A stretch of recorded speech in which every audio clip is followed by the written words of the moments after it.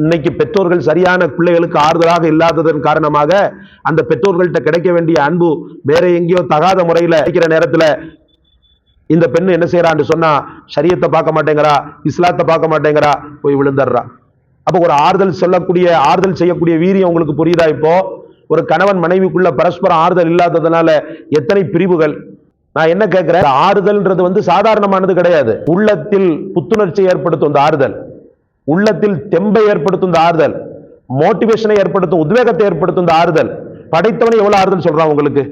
நீங்க குர்ஆன் எடுத்து பாத்தீங்கன்னு சொன்னா சில பல நேரங்கள்ல பாத்தீங்கன்னா அல்லாஹ் அக்பர் உருகி அப்படியே பள்ளிக்குள்ளே இறந்து போலாமான்னு இருக்கும். அப்படி ஆறுதல் சொல்லுவான்.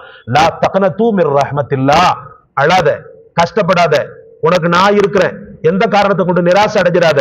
இன்னைக்கு நீ துன்பப்பட்டினா உன் கையை தூக்கி நான் உதவி பண்றேன்பான்னு சொல்றான். மரியம் அலைஹிஸ்ஸலாமுக்கு ஆறுதல் சொல்றான். உஸி இலைக்கி பிஜுஇன் நஹலத்தி துஸாக்கித அலைக்கி ருத்தபன் ஜனியா.